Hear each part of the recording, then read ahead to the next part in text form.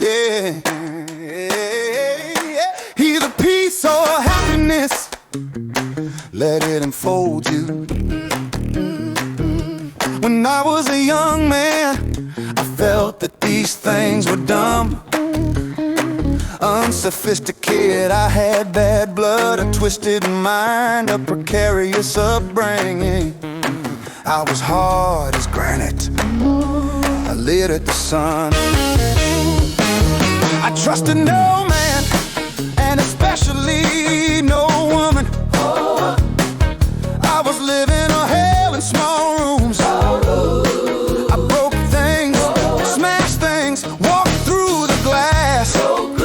First I challenged everything, was continually being evicted, jailed in and out, fights in and out my mind. When it was something to screw and rail at, I had no male friends. I changed jobs and cities, I hated holidays, babies, history, newspapers, museums, grandmothers, marriage, movies, spiders, garbage men, English accents, Spain, France, Italy, walnuts, and the color orange. Algebra angered me, opera sickened me, Charlie Chaplin was a fake and flowers were for pansies. Peace and happiness were to me sign of inferiority, tenets of the weak and addled mind. But as I went on with my alley fights, my suicidal years, my passage through any number of women, it gradually begun to occur to me that I wasn't different from the others. I was the same. They were all fulsome with hatred, glossed over with petty grievances. The man I fought in alleys had hearts of stone. Everybody was nudging, inching, cheating from some insignificant advantage. The lie was the weapon and the plot was empty. Darkness was the dictator.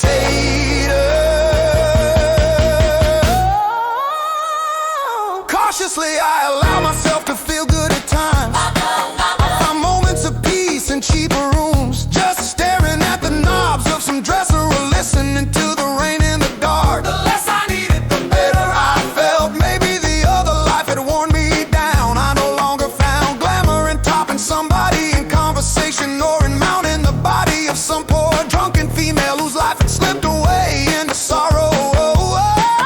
I could never accept life as it was. I could never gobble down all its poisons. But there were parts, tenuous magic parts, open for the asking. I reformulated, I don't know when. Date, time, all that, but the change occurred. Something in me relaxed, smoothed out. I no longer Had to prove that I was a man, I didn't have to prove anything. I begun to see things, coffee cups lined up. behind a counter in a cafe, or a dog walking along a sidewalk, or the way the mouse on my dresser top stopped there. Really stop there with Its nose, it was fixed, a bit of life caught within itself. and its eyes. Well, looked at me and they were beautiful.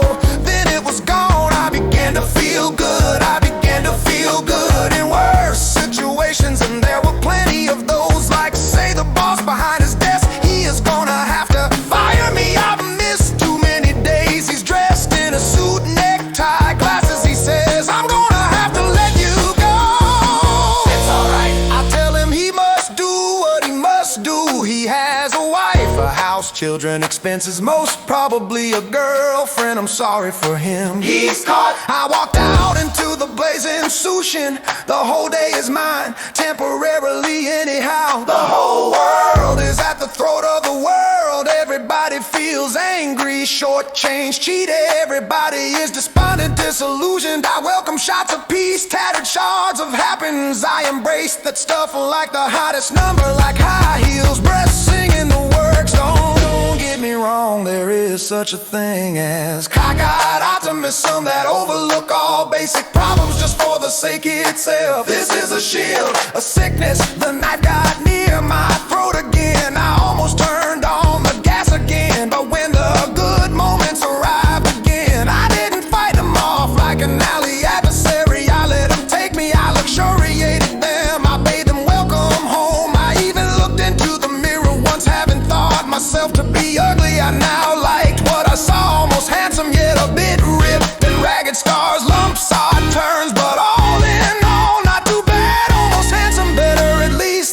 of those movie star faces like the cheeks of a baby's butt. And finally I discovered real feelings for others unhalted, like lately, like this morning. As I was leaving for the track, I saw my wife in bed, just the shape of her head there, covers pulled high, just the shape of her head there. Not forgetting centuries of the living and the dead and the dying in pyramids. Mossad dead, but his music's still there in the room. Weeds growing the earth, turning the tote board, waiting for me. I saw the shape of my wife's head, she's so still. I ached for a life, just being there under covers. I kissed her on the forehead, got down the stairway, got outside, got into my marvelous car, fixed the seatbelt, backed out the drive, feeling warm to the fingertips, down to my foot on the gas pedal. I entered the world once more, drove down the hill, past the houses full and empty of people. I saw the mailman honked, he waved back at me.